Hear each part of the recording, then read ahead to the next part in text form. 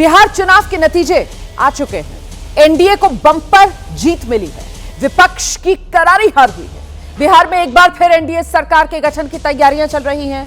दिल्ली से लेकर पटना तक बैठकों का दौर चल रहा है।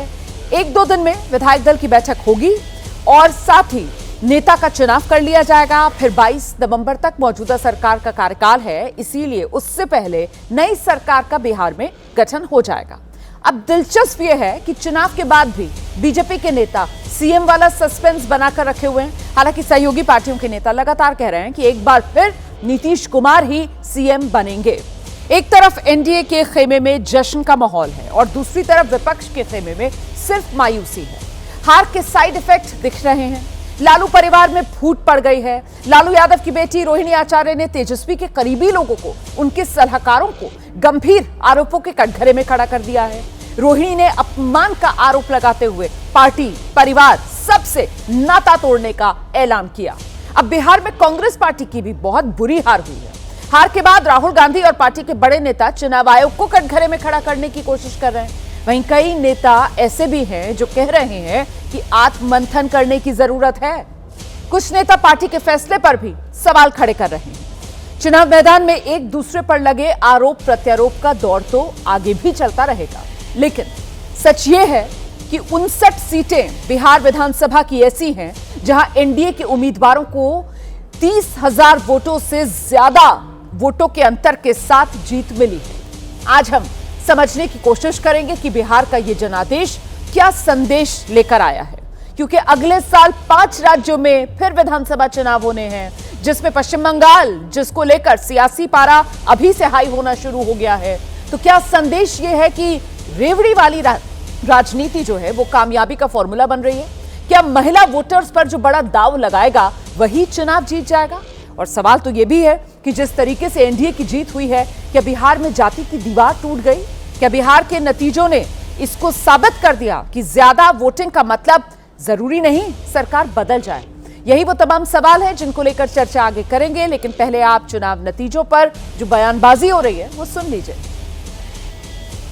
मोदी, मोदी, मोदी, नरेंद्र मोदी, नरेंद्र मोदी, नरेंद्र मोदी, मोदी, मोदी, मोदी।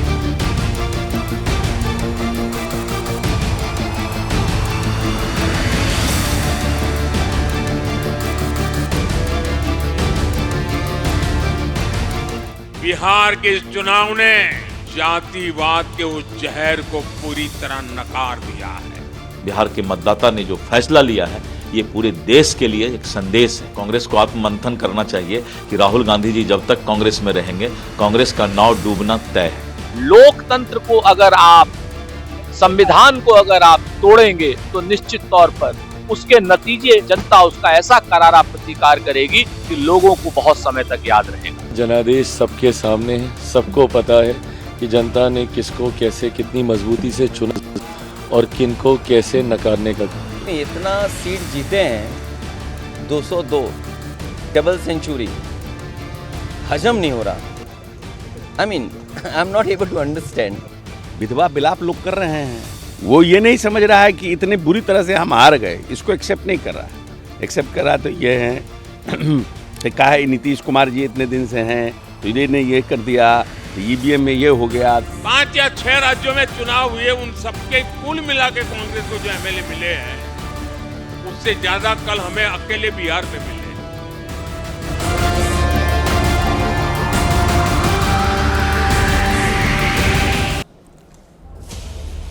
मैं परिचय करा देती हूं आपका। खास मेहमानों का पैनल इस वक्त मेरे साथ मौजूद है। बीजेपी के प्रवक्ता गुरु प्रकाश पासवान, हमारे साथ इस वक्त आरजेडी की तरफ से प्रवक्ता जयंत जिज्ञासु मौजूद हैं। साथ ही आप देख रहे हैं अध्यक्ष युवा चेतना मंच के रोहित सिंह हमारे साथ मौजूद हैं। कुछ ही देर में अन्य राजनीतिक दलों के मेहमान भी हमारे साथ जुड़ेंगे। शुरुआत में जयंत आपसे करने जा रही हूं, और 14 को नतीजे आए थे, आज 16 तारीख है। विपक्ष विकल्प क्यों नहीं बन पाया? आप लोगों ने मंथन में क्या पाया?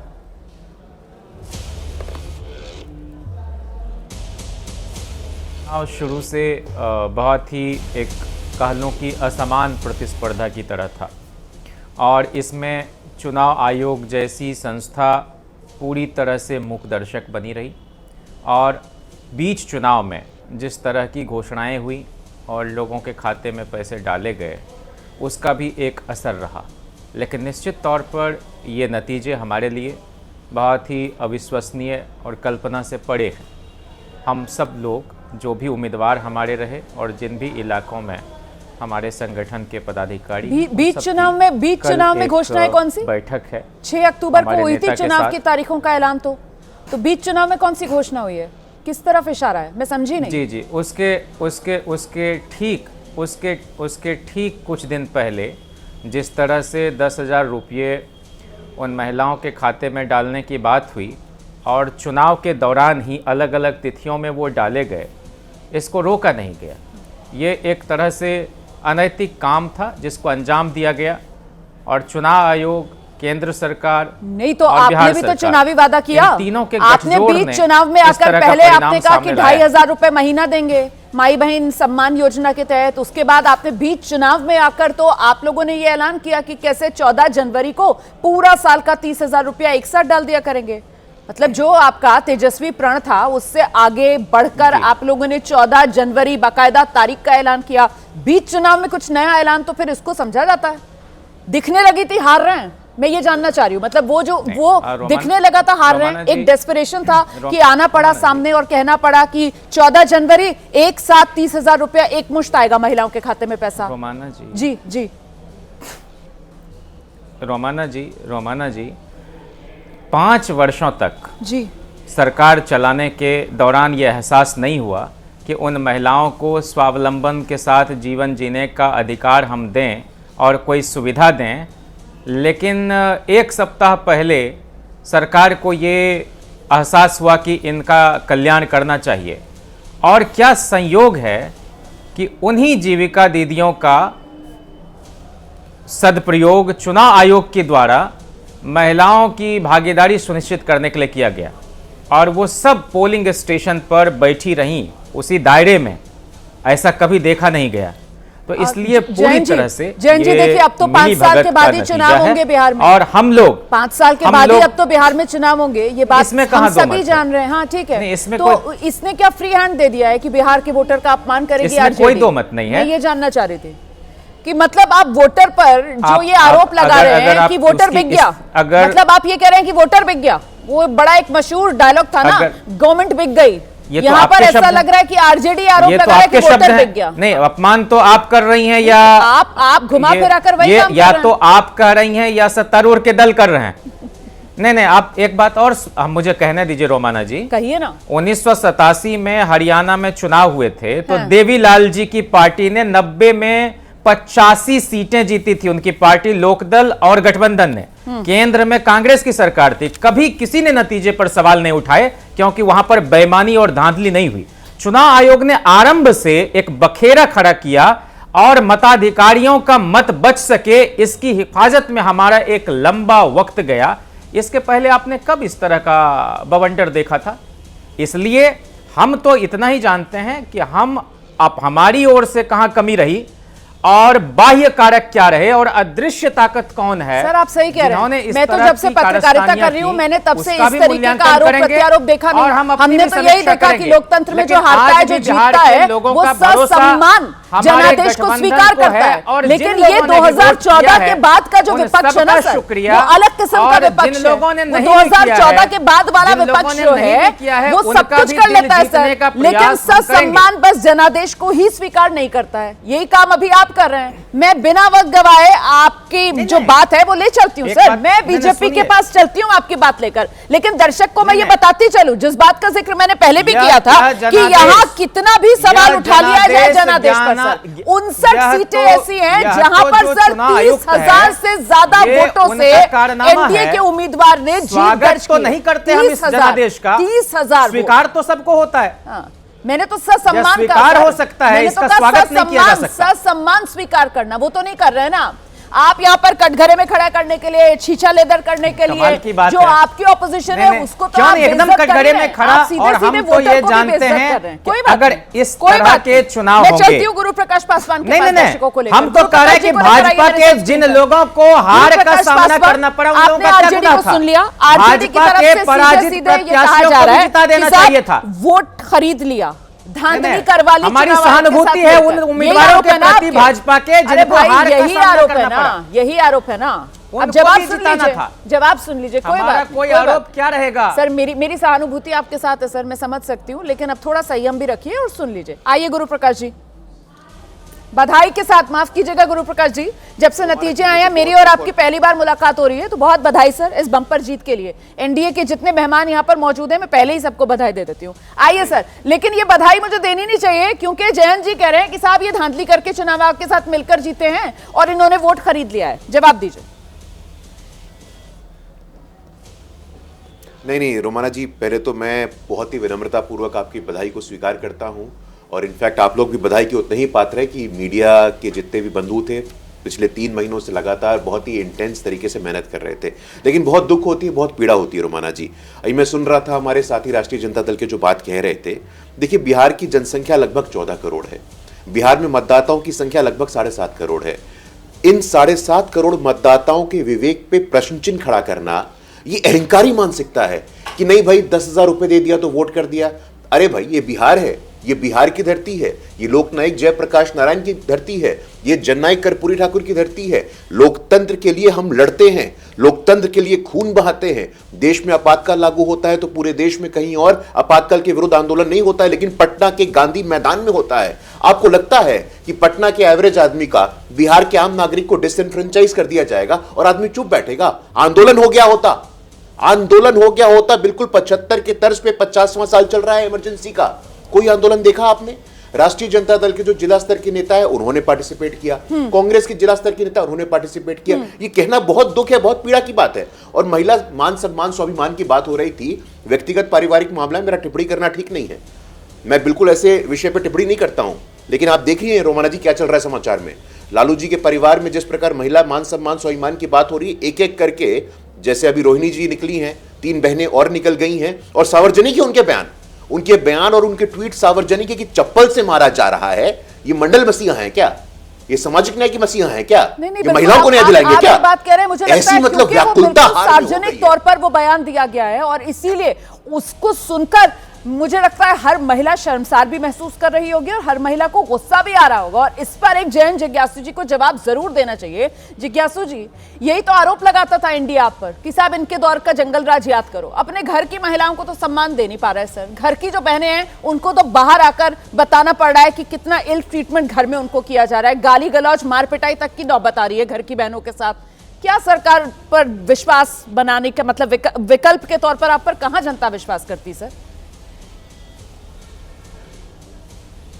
देखिए, ये एक वृहद समाजवादी परिवार है, और जहाँ तक निजी परिवार और वहाँ पर रोहिणी जी के बयान की बात है, या जिस संदर्भ में आप बात कर रही हैं, अगर राजनीतिक परिवारों की निजता का ही उल्लंघन करके हम लोग कोई बहस करें तो शुरुआत प्रधानमंत्री जी के परिवार से करें, लेकिन हमने कभी ऐसा नहीं किया। हो सकता है कोई और इस तरह की बात करते हो, हमने कभी नहीं। हमारे 100% इख्तलाफ हैं नरेंद्र मोदी जी के साथ, लेकिन हम उनके निजी मामलों में कभी कोई टिप्पणी नहीं किया है। जयंत जी, हमने भी कभी किसी के निजी संबंधों को यहाँ पर परिवार सक्षम है डिबेट में कि इसको गरिमा के साथ, तभी सिर्फ और सिर्फ उसको गरिमा के साथ, मर्यादा के साथ, सूझबूझ के साथ किसका किससे सुलझाने संबंध चल रहा है, के लिए किसकी किससे शादी वो चल लोग पा रही है, सक्षम शादी हैं। नहीं चल पा रही है, इस तरीके की जानकारियां बहुत होती थी मीडिया के अंदर, लेकिन कभी मैं उन वही बातों आपसे का कह रहा हूं। खुलासा नहीं किया गया। लेकिन जब इंसान खुद नहीं, आकर कोई सामने करता बातें होगा, रखने लगता उसको है मैं मीडिया endorse में, नहीं करता। तो फिर सवाल भी बनता है सर। और फिर सवाल बनता है क्योंकि वो एक महिला है, वो घर की एक बेटी है, और वो खुद आकर रोना रो रही है सर। और वो भी वो बेटी जिसको लेकर 2024 में हम मीडिया वाले सर बड़े फख्र से कहते थे कि इसने अपनी किडनी देकर अपने पिता की जिंदगी बचाई है, अपने पिता को जीवन दान दिया है, ये वो बेटी है सर। कितनी बार मैंने 2024 लोकसभा चुनाव में जब हम कवरेज करते थे और ये सांसद की उम्मीदवार के तौर पर चुनाव लड़ रही थी, इनकी तारीफ में मैंने खुद इतनी बार ये बात कही है। तो मन नहीं दुखेगा सर जब वो बेटी खुद आकर मीडिया के सामने हर सार्वजनिक प्लेटफॉर्म पर अपना दुखड़ा रो रही है? बोलिए ना। रोमाना जी, आपसे मेरा बस इतना ही इसरार है। मैं आपकी भी इज्जत करता हूँ, इस देश की हर इंसान, जो भी हमारी बहनें हैं, बेटियां हैं, हमारी साथी हैं, सबका सम्मान है, और ये बिल्कुल जमहूरी हक है कि हम जो भी महसूस करते हैं उसको एक तर्जुमानी दें। लेकिन मैं फिर आग्रह करूंगा कि वह परिवार पूर्णतः सक्षम है अपने मामले को एमिकेबली और ग्रेसफुली और डिग्निफाइड मैनर में सुलझाने के लिए। क्या हमारे परिवार मुझे भी अच्छा नहीं लग रहा है किसी के पारिवारिक कलह को लेकर इस तरीके से बात। शरद यादव जी एनडीए के, सुनिए ना, शरद यादव जी एनडीए के कन्वेनर थे, गुरु प्रकाश जी उनकी भी इज्जत करते हैं। उन्होंने सदन में कहा कि मैं तो पिता के साथ मेरा हमेशा मतांतर रहा, मैं तो मां वाला आदमी हूं, मैं तो मातृसत्ता की स्थापना का पक्षधर हूं। तो ये डिफरेंसेज भाई भाई में, बहन में, माता पिता के साथ होते हैं और उसके ऊपर रिजॉल्व भी किया जाता है। इसलिए मैं इतना ही कह सकता हूं उस मामले में, सुर्खियां बटोर रही है, इसीलिए आपसे प्रतिक्रिया लेनी जरूरी थी। ठीक है, वो मेरी डिबेट का आज ये टॉपिक नहीं है, मैं अब आगे बढ़ रही हूं कि वो तो अब सामने है, उससे मैं कहां इनकार कर रहा हूं। नवल जी, मैं आपसे जानना चाहती हूं, यहाँ पर जो आरोप लगाए गए हैं आरजेडी की तरफ से, आरजेडी इस हार को स्वीकार नहीं कर रही है। वो फिर भी कह रहे हैं कि ठीक है स्वीकार तो हम करेंगे, लेकिन ससम्मान वो इसको स्वीकार नहीं कर पा रहे हैं क्योंकि वो इसमें कहीं ना कहीं दाल में कुछ काला, यही हिसाब किताब देख रहे हैं अभी। नवल जी जवाब दीजिए। देखिए रोमाना जी, यही वो मुद्दा है जिस पर आरजेडी को अभी गंभीरता से आत्ममंथन और आत्मविश्लेषण करने की आवश्यकता है। और आत्मविश्लेषण करने के बजाय ये अभी भी आरोप प्रत्यारोप की राजनीति में उलझे हैं। इनको समझने की आवश्यकता है कि बिहार की जनता अब शोर, सोशल मीडिया, जाति संप्रदाय की राजनीति से ऊपर उठ चुकी है, नकारात्मक राजनीति से ऊपर उठ चुकी है और बिहार की जनता अब विकास को पसंद करती है। महागठबंधन ने भी न जाने कितने सारे वायदे किए, आकाश से तारे तोड़ लाने के वायदे किए, हर घर नौकरी, कई तरह के संभव वादे किए, लेकिन आपके वादे और जनता का जो एक्सपेक्टेशन था, जनता की जो आकांक्षाएं थी, दोनों एक रूप नहीं हो सके। आप जनता के एक्सपेक्टेशन को मीट नहीं कर पाए, आप चूक गए। तेजस्वी यादव जी की शैली को आपने इस रूप में पेश किया, लोगों को लगा कि तेजस्वी जी आएंगे, जंगल राज वापस लाएंगे। आप बोल रहे हैं कि हमने वोट खरीद लिया। अगर वोट खरीद कर ही लोकतंत्र का निर्माण होता तो आज भारत के सारे पूंजीपति लोकतंत्र को हाईजैक कर लिए होते और मुख्यमंत्री और प्रधानमंत्री की कुर्सी पर बैठे होते। हमारे और आप जैसे सामान्य मध्यम वर्ग के व्यक्ति राजनीति नहीं कर रहे होते। दूसरी बात यह कि आप जैसे ही कहते हैं कि हमने बिहार की महिलाओं को 10,000 रुपया दिया, अभी मैं सुन रहा था, तो इसका सीधा मतलब है कि बिहार की महिलाओं की समझदारी का इससे बड़ा अपमान और कुछ नहीं हो सकता है। क्या बिहार की महिलाओं का वोट बिकाऊ है? आपको शर्म नहीं आती इस तरह का आरोप लगाते हुए? बिहार की महिलाओं को सुरक्षा चाहिए, वह आप देने में नाकाम रहे। आपका इतिहास बताता है कि बिहार की महिलाओं की सुरक्षा और शांति के लिए सबसे बड़े नासूर आप हैं। महिलाएं आप पर भरोसा नहीं कर पाई और हमें महिलाओं का आशीर्वाद मिला। आपने कभी यह गौर किया कि बिहार में शराबबंदी का क्या जमीनी प्रभाव पड़ रहा है?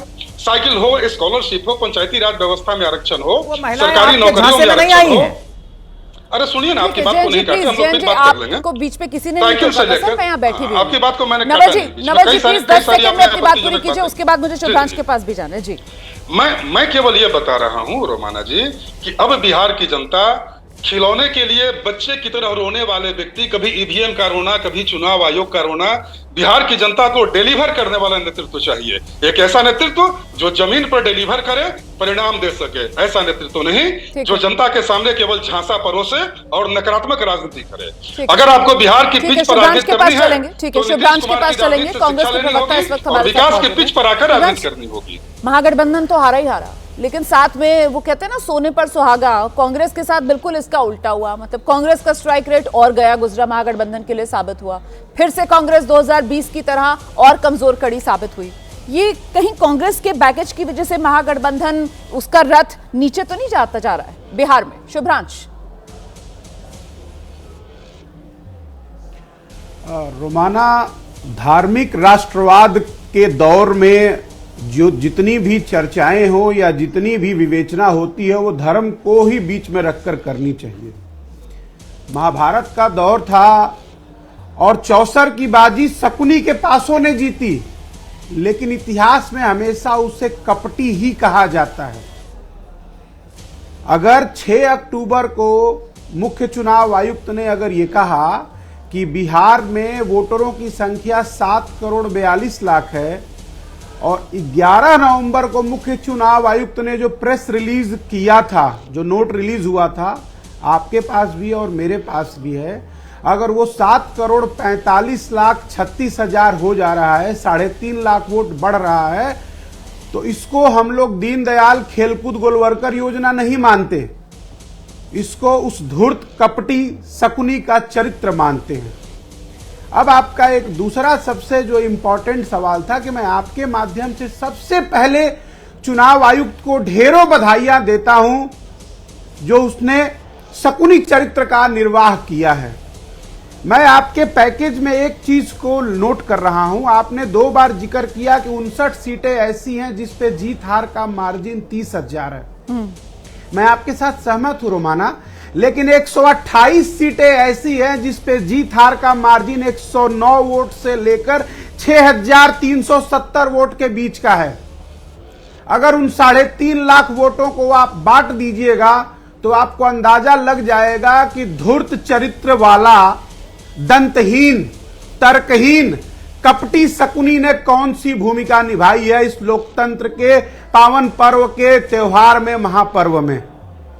अब आपका दूसरा सवाल था कि हम ताकतवर हो रहे हैं या हम कमजोर हो रहे हैं। सुनिए तो ये तमाम जो आंकड़े दे रहे हैं, मेरी बात सुन लीजिए, तमाम जो आप आंकड़े दे रहे हैं, आपने 128 सीटें यहाँ पर गिना दी, लेकिन सवाल ये है कि भाई और प्लेयर्स जब हार होती है तो चुनाव आयोग की वजह से हार गए, चुनाव आयोग ने धांधली कर दी, चुनाव आयोग बीजेपी को जिता रहा है, ये पार्टी आ गई, ये बी टीम बन गई है उसकी, ये पार्टी आ गई, ये उसकी बी टीम बन गई है। मतलब सारी खामियां देश की सबसे पुरानी पार्टी वो अपने गिरेबान में झांकने की बजाय दूसरों में ही निकालती रहती है।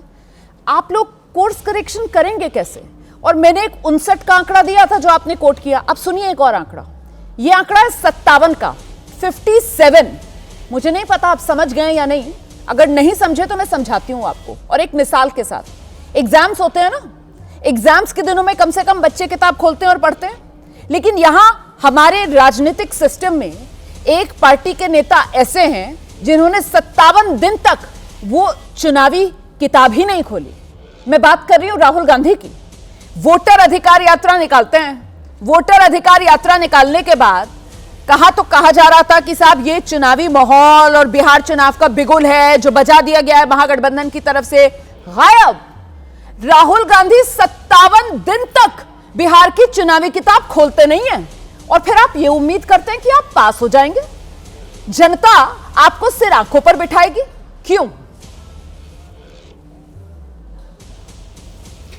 मैं अब बोलना शुरू करता हूं रोमाना, आप ध्यान से सुनिए, चूंकि आप एक बहुत अच्छी वकील हैं। अगर आप पत्रकार नहीं होती तो बहुत अच्छी वकील होती, क्योंकि आपको डिफेंड धूर्त कपटी शकुनी के चरित्र को करना पड़ रहा है।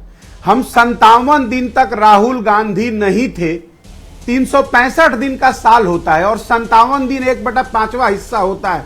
इस देश में जिसकी आबादी 150 करोड़ है, 57 दिन राहुल गांधी को क्या परमानेंट जाकर बिहार बैठना था? तब मैं ये मान लूं कि 5 साल के चुनाव के लिए आनंद बाजार पत्रिका ने अपना दफ्तर बिहार में शिफ्ट कर दिया है। क्या बात कर रही हैं मैडम, टेक्नोलॉजी के दौर में।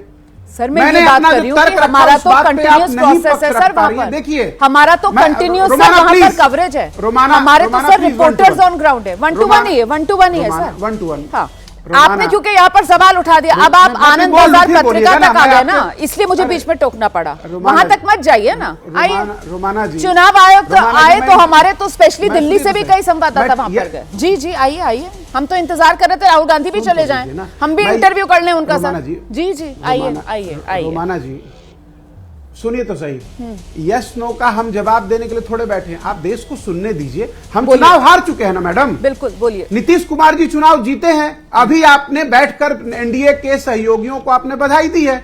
अब हम अपनी बात हार चुके हैं, हम अपनी बात हमारी जो है वो चुनाव आयोग नहीं सुनता है। आप तो कम से कम सुनकर देश पे कृपा होने दीजिए। हम गलत है ये फैसला देश को करने दीजिएगा।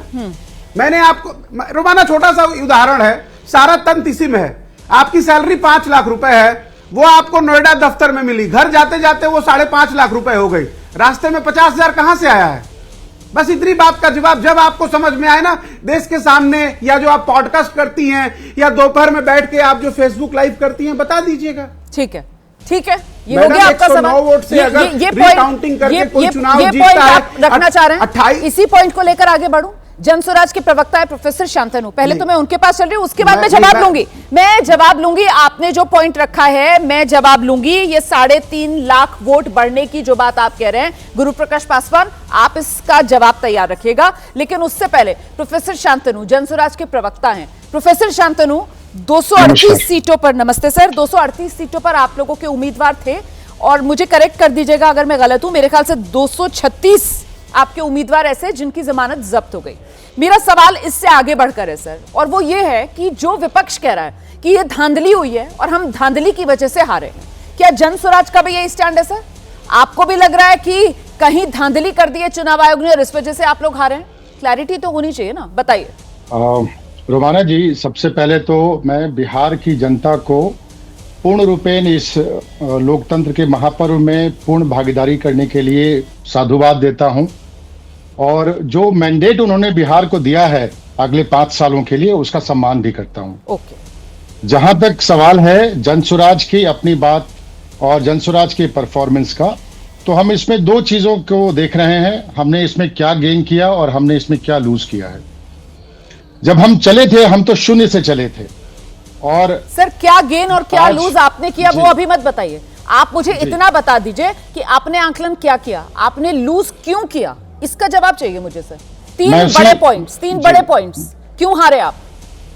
सबसे पहला, जिस बात को लेकर हम बिहार के जनता तक पहुंचे थे, कि एक गठबंधन के भय से दूसरे गठबंधन को वोट मिलना और दूसरे गठबंधन के वोट से के भय से पहले गठबंधन को वोट मिलना, यही इस बार भी हुआ। ओके। इस बार का जो रिजल्ट है वो महागठबंधन के बिल्कुल खिलाफ है, और हम अपने आप को एक विकल्प के रूप में स्टैब्लिश करने में विफल रहे, इस बात में मैं बिल्कुल स्वीकार करता हूं। ठीक है। और इस बार का जो मैंडेट है वो ये कि भाई महागठबंधन की सरकार न बने, तो सारा का सारा वोट कंसोलिडेट हुआ एनडीए के पक्ष में। पहली वजह।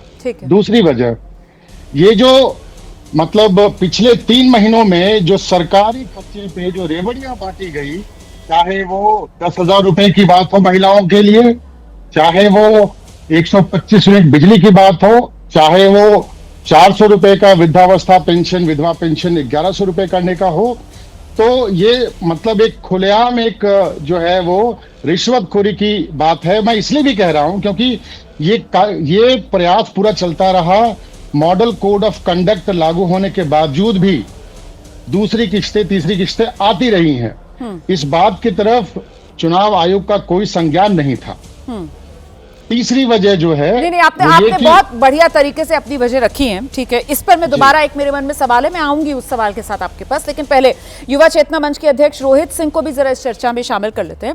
रोहित, यहाँ पर एक बात जो अभी प्रोफेसर शांतनु कर रहे थे, वो दोबारा उसी पॉइंट पर आ गए जिसका शुरू में जयंत जिज्ञासु ने भी जिक्र किया था, भाई वो रेवड़ियां बांटना, इसको प्रोफेसर शांतनु ने भी गिनाया है, इसका जिक्र जयंत भी कर चुके हैं। मतलब मुख्य तौर पर विपक्ष जो हारा है वो 2 मुद्दे उठा रहा है। एक तो वो कह रहा है कि साहब ये एन चुनाव से पहले वोट खरीद लिया गया, दूसरा वो चुनाव आयोग को कटघरे में खड़ा कर रहा है। चुनाव आयोग वाले पर आप जवाब मत दीजिएगा, वो मैं गुरु प्रकाश पासवान से लूंगी, लेकिन ये जो रेवड़ी कल्चर और रेवड़ी कल्चर पर जोर विपक्ष का है कि उसके जरिए वोट खरीद लिए, इस पर जवाब दीजिए मुझे आप। रोहित,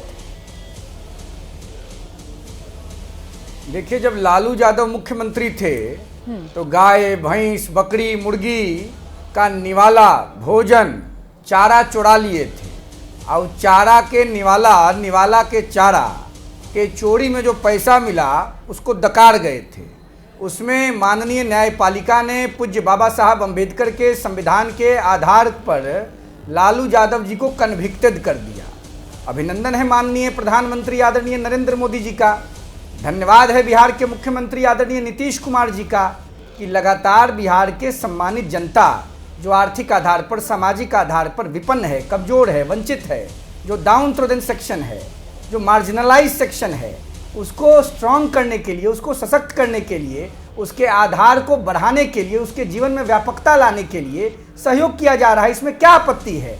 देखिए ना किस प्रकार से समाज में जो कमजोर वर्ग है, नारी शक्ति के इमेंसिपेशन की बात लालू यादव के चार्जशीटेड राजकुमार तेजस्वी यादव माई बहन योजना लेके आए थे, और बिहार की बेटी, मेरे प्रमंडल, मेरा गांव छपरा में है एकमा के पास, गोपालगंज के फुलवरिया के लालू जी, उनकी बेटी रोहिणी, श्रवण कुमार का नाम दुनिया जानती है, और नहीं तो बेटी के रूप में रोहिणी आचार्य का नाम दुनिया जानेगी। अपना किडनी अपने बाप के जीवन के संरक्षण के लिए रोहिणी जी ने दे दिया, और उस बहन को पकड़ुआ सलाहकार बेइज्जत कर रहा है। जब लालू यादव मुख्यमंत्री थे उस टॉपिक को मत छूइए ना, उस पर बात हो गई है, उस पर बात हो गई है। सुन लीजिए 10 सेकंड, 10 सेकंड बहुत इंपॉर्टेंट बोल रहा हूँ, कोई फैमिली पर बात नहीं कर रहा हूँ, 10 सेकंड बहुत इंपॉर्टेंट बात रख रहा हूँ। पकड़ुआ ब्याह को हम लोगों ने खत्म किया कि पकड़ुआ एडवाइजर ला करके बिहार की बेटी को चप्पल से पिटवावेगा, ये तो 307 का मुकदमा होना चाहिए। हम अपील करते हैं नीतीश कुमार जी से कि रोहिणी आचार्य जी के ट्वीट को कॉग्निजेंस लेकर पकड़ुआ सलाहकार पे और राष्ट्रीय जनता दल के जो लोग इस मारपीट की घटना में इन्वॉल्व हैं उन पर 307 का मुकदमा कायम हो। चलिए ठीक है, माननीय न्यायपालिका से भी मैं आग्रह करता हूं। ठीक है, ठीक है। माननीय अब वहाँ पर महिला आयोग भी देख रही है इस मुद्दे को, महिला आयोग भी है बिहार में, वो भी देख रही है इस मुद्दे को। आप लोगों की सरकार है, महिला आयोग ने कह दिया ना वहाँ पर शिकायत आएगी तो कार्रवाई करेंगे। चलिए अब इस पर इतना ज्यादा जोर से चिल्लाने की जरूरत नहीं, आराम से चर्चा कर रहे हैं हम। मैं जरा इससे पहले गुरु प्रकाश पासवान के पास चलूं, एक बार जरा जयंत जिज्ञासु को ले आइए स्क्रीन पर। जयंत जी यहाँ ठीक है, हाँ हो गया उस पर हम पहले ही बात कर चुके हैं, और बड़े संयमित अंदाज में जयंत जो हैं वो अपनी प्रतिक्रिया भी दे चुके हैं, उस पर मुझे बात नहीं करनी है जयंत जी। लेकिन जो दूसरी बात यहाँ पर रोहित की तरफ से कही जा रही थी कि वो लालू राज की याद दिला रहे थे, और ये तो सबने देखा ना भाई, सजा याफ्ता तो हैं, लालू प्रसाद यादव को सजा हुई है, इसमें तो कोई मतलब आप नानकुर कर ही नहीं सकते, इसको डिनाई नहीं किया जा सकता है। मेरा सवाल यह कि नेता अगर अपना पेट भर रहे हैं तो कोई बात नहीं, अगर वोटर के पास पैसा दे दिया और हम हार गए, हालांकि हम भी वादा यही कर रहे हैं कि अगर हम सत्ता में आएंगे तो हम पैसा देंगे, अब हम इसी पर निशाना साधेंगे। इससे अलग क्या दिक्कत महागठबंधन के साथ ये हो गई कि लालू प्रसाद यादव और उनकी तस्वीर आपने आरजेडी के पोस्टर से तो हटा दी। तेजस्वी यादव अपनी सभाओं में ये तो कहते रहे, दोहराते रहे, तेजस्वी ने कोई गलती की है क्या, तेजस्वी को एक मौका देंगे या नहीं देंगे, लेकिन वो बैगेज क्या इतना बड़ा था, वो जंगल राज, उसका डर, उसका खौफ, उसकी यादें लोगों के जहन में ऐसी बैठी हुई हैं क्या कि आप लोग विकल्प बन ही नहीं पाए। जयंत। रोमाना जी, हमारे यहाँ शारदा सिन्हा जी एक बड़ी लोक गायिका रही हैं जी, लेकिन उनके गानों में भी बड़ी भारी विविधता पाई जाती है। ये लोग 25 साल से एक ही कैसेट बजा रहे हैं जंगल राज का, और उससे हमारे वोटरों पर, हमारे शुभचिंतकों पर कोई असर नहीं पड़ता। इस बात का भी विश्लेषण होना चाहिए, मनोवैज्ञानिक विश्लेषण होना चाहिए, समाजशास्त्रीय विश्लेषण होना चाहिए कि आखिर क्या वजह है कि कुछ लोगों की घृणा तब भी समाप्त नहीं होती जब लालू जी सत्ता में होते हैं, और वो घृणा और बढ़ती ही जाती है एकाएक जब वो विपक्ष में भी रहते हैं। तो आने वाले 200 वर्षों तक जो व्यवस्थावादी लोग हैं, जो परिवर्तन की राह में रोड़े अटकाने वाले लोग हैं, जो चंद लोगों को इंसान मानने से नकारने वाले लोग हैं, वो लालू जी को माफ नहीं कर पाएंगे, और यही लालू प्रसाद जी को उपलब्धि है। लेकिन मैं इससे इतर आपसे कहना चाह रहा हूं, आपने जो बात कही ना कि साहब वो जो आपका कोर वोटर है, वो बिल्कुल सही बात है, आपका कोर वोटर तो इंटैक्ट है, इसमें कोई दो राय नहीं। लेकिन ये तो हम चुनाव से पहले ही चर्चा कर रहे थे ना कि साहब आपके सामने चुनौती ये है कि किसी तरीके से आप अपना वोट बेस बढ़ाएं, और वही तो नहीं बढ़ा पाया। अपना वोट बेस कहां बढ़ा पाया, नहीं बढ़ा आपका वोट बेस। वही तो मैं कह रहा हूं, बल्कि उधर आप देखिए ना सीमांचल में एआईएमआईएम जो है वो एआईएमआईएम जीत रहा है वहां पर। अब तो जो आपका एमवाई समीकरण है उसमें भी लग रहा है सेंधमारी हो गई है। आपने कोशिश की ईबीसी वोटर जो नीतीश कुमार का इन ब्लॉक नीतीश कुमार के लिए वोट करता है, उसमें सेंधमारी कर दें।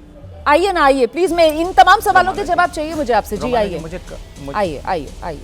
हाँ जी, मैं आपसे बहुत ईमानदारी से बात करना चाह रहा हूं कि ये हमारी पार्टी ने सबसे ज्यादा महिलाओं को टिकट दिए 24, सबसे ज्यादा अति पिछड़ों को पिछली बार हमने टिकट दिया था 24, जदयू ने तो 18 ही दिए थे। और चाहे महिला हो या अति पिछड़ा, ये एक मिथ है कि ये सारे लोग जदयू के वोटर हो गए, ये भी अपमान है महिलाओं का, अति पिछड़ों का। 50% वोट अगर बिहार का जदयू को चला जा रहा है या भाजपा को चला जा रहा है, फिर तो किसी और की जरूरत नहीं है। हम कह रहे हैं कि बड़ी तादाद में महिलाओं ने हमको वोट किया, सारे सामाजिक समूह के लोगों ने वोट किया। 10 टिकट लालू जी ने दिया था महिलाओं को 2015 में, सारी महिलाओं ने जीत दर्ज की। 17 को टिकट दिया तेजस्वी जी ने 20 में, उनमें 7 जीत दर्ज की। लेकिन हम इस ट्रेंड को जारी रखेंगे। जहां तक कार्यकाल की बात है, रोमाना जी, बिहार भारत का पहला सूबा था जहां 1992 में कामकाजी महिलाओं को माहवारी के दिनों में जो दिक्कतें होती हैं तो उनको 2 दिन का सवैतनिक अवकाश दिया था लालू प्रसाद जी ने। 7 विश्वविद्यालय खोले थे लालू जी और राबड़ी जी ने मिलकर। सबसे ज्यादा प्राथमिक विद्यालय, हेल्थ सेंटर्स, स्वास्थ्य उपकेंद्र, सबसे ज्यादा जिला, सबसे ज्यादा ब्लॉक, सबसे ज्यादा सब डिवीजन उन्होंने बनाए। कोई फायदा नहीं है ना, कमजोर वर्ग के लोगों उसका के लिए कोई फायदा नहीं है ना, गिनाने का उसका कोई फायदा नहीं हटाया। नहीं, हम जब लालू राज की बात जो कार्यकाल है तो फिर सिर्फ और सिर्फ जंगलराज उसी की गुण सुनाई पड़ती है। इतिहास में स्वर्णिम अक्षरों में लिखा जाएगा। किस तरीके से महिलाएं महफूज नहीं थी, वर्चस्व को चुनौती दी गई के बाद महिलाओं का घर से निकलना दुश्वार हो जाता था। ये तमाम बातें हैं और ये ऐसी बातें हैं जिनको आप नकार नहीं सकते। मैं गुरु प्रकाश पासवान का रुख कर रही हूं। मैं गुरु प्रकाश पासवान का रुख कर रही हूं। गुरु प्रकाश पासवान यहाँ पर वो कह रहे हैं कि आपने कितने दलितों, आप ये कह रहे हैं ना आरजेडी के ऊपर लालू प्रसाद यादव के राज का कोई बैलेंस नहीं है। पूछा है, ठीक है, कितने प्रगतिशील लोगों से पूछा है जिनका शाम में निकलना मुश्किल हो जाए। आज की तारीख में रोजाना हत्या हो रही है, महिलाओं और बच्चों पर सबसे ज्यादा अपराध बिहार में होते हैं। आवाज थोड़ा क्रूर हत्या के मामले में जी आपने अपना पॉइंट रख दिया है। आप ये कह रहे हैं कोई बैगेज है ही नहीं, आप कह रहे हैं सब कुछ फील गुड था लालू प्रसाद यादव के शासन में, यही कह रहे हैं ना आप। ठीक है, आपने अपना पॉइंट रख दिया। मैं गुरु प्रकाश पासवान के पास आना चाहती हूँ। गुरु प्रकाश पासवान, एक तो जो जयंत कह रहे थे और दूसरा जिस बात का जिक्र शुभ्रांश ने किया था और मैंने उनसे कहा था कि मैं जवाब गुरु प्रकाश पासवान से लूंगी। ये 3.5 लाख वोट बढ़ने वाला फिगर जो कांग्रेस की तरफ से पब्लिक डोमेन में बार बार उठाया जा रहा है, इसको लेकर आपको लगता है कि आप जवाब देंगे या फिर चुनाव आयोग को इसका जवाब देना चाहिए? आप इसे कैसे देख रहे हैं इस आरोप को? नहीं रोमाना जी, पहले तो राजद के प्रवक्ता जो कुछ बातों को रख रहे थे और आपने भी अपने संबोधन में समय समय पे कहा हाँ। कि लालू जी का बैगेज, जंगल राज का बैगेज, रोमाना जी ये समाप्त हो सकता था। तेजस्वी जी युवा हैं, तेजस्वी जी के पास विकल्प था इसको समाप्त करने का। लेकिन हुआ क्या, इन चुनावों के बीच में आपने भी देखा, अभी शरद यादव जी का भी नाम ले रहे थे राजद के प्रवक्ता, स्वर्गीय शरद यादव जी के सुपुत्र, उनके बेटे को राजद ने टिकट नहीं दिया। किसके बेटे को टिकट दिया रोमाना जी आपको पता है? पहला टिकट, पहला सिंबल बेडरूम में बुला करके एक दुर्दांत अपराधी शाहबुद्दीन के बेटे को, चंदा बाबू के बच्चों को एसिड में नहला दिया गया था। चंपा बिस्वास हो, शिल्पी जैन हो, तमाम ऐसे केस यहां बोलना अभी व्यर्थ है, लेकिन बिहार के लोगों के मन मस्तिष्क में वो बातें आज भी जीवित हैं। तो शरद यादव जी के बेटे को टिकट ना देकर के एक दुर्दांत अपराधी शाहबुद्दीन के बेटे को टिकट देना, आप क्या मैसेजिंग कर रहे हैं? कैसे गाने चल रहे थे, भैया क्या आवेदे सत्ता में मार दिन कट्टा सटा करके। हाँ। राष्ट्रीय जनता दल के मंच से राष्ट्रीय जनता दल के प्रत्याशियों की मौजूदगी में कांग्रेस के विधिवत कार्यक्रम में प्रधानमंत्री जी की स्वर्गीय माता जी के लिए कैसे शब्दों का उपयोग किया गया, इन चुनावों का इतिहास, इन चुनावों की पृष्ठभूमि इसलिए भी याद रखी जाएगी। दूसरी बात जो कांग्रेस के प्रवक्ता कह रहे थे, तेलंगाना में चुनाव ठीक होता है रोमाना जी, कर्नाटका में चुनाव ठीक होता है रोमाना जी, तमिलनाडु में ठीक होता है, हिमाचल में ठीक होता है।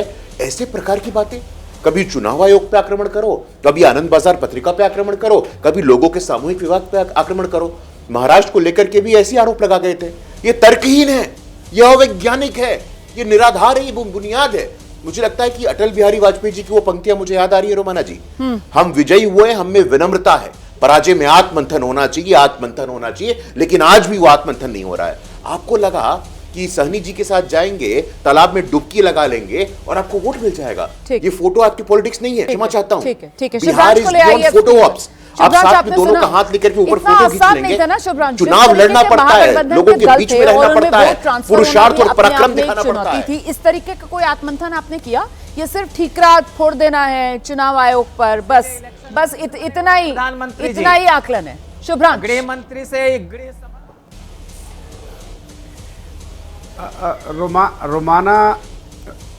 रोमाना आपने गुरु प्रकाश से सवाल पूछा कि वो 3.5 लाख वोट कैसे बढ़े।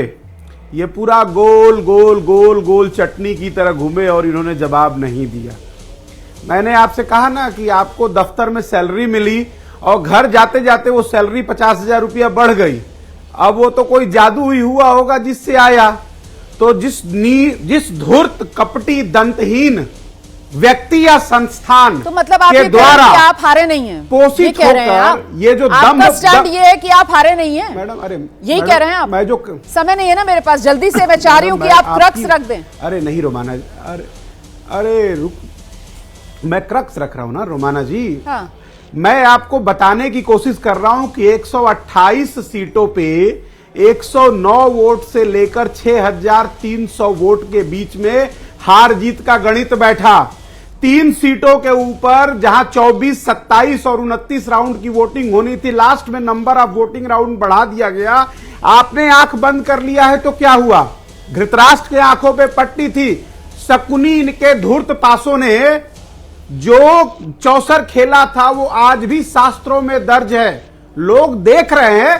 अभी आपके पास ताकत है, अभी आपके पास झूठ को सच करने की मशीनरी है, आप कर लीजिए। वैसे मैं प्रोफेसर शांतनु को शायद गौर से नहीं सुना, क्योंकि प्रोफेसर शांतनु की तरफ से क्लियर कट ये कहा गया था कि साहब एक वजह हमारे हारने की ये भी थी कि बिहार की इस चुनावी राजनीति में दो गठबंधन थे और जनता ने मन बना लिया था कि महागठबंधन को हराना है, इसी वजह से बंपर वोटिंग एनडीए के लिए की गई है। और शायद यही वजह रही जो जन स्वराज कह रही है कि किसी थर्ड प्लेयर के लिए कोई गुंजाइश बची नहीं, ये उनका आकलन भी था। खैर, बिहार का जनादेश साफ है। अब इस जनादेश को नेता कैसे अपनी राजनीतिक समझ के हिसाब से समझेंगे, ये तो आप अभी नेताओं के बयानों से भी समझ रहे होंगे, और आने वाले वक्त में नेताओं की तरफ से जो कदम उठाया जाएगा उससे भी आपको तस्वीर साफ होगी। फिलहाल जनता बिहार की जो है उसने सिर आंखों पर एनडीए को बिठाया है, यही बिहार का सबसे बड़ा जनादेश।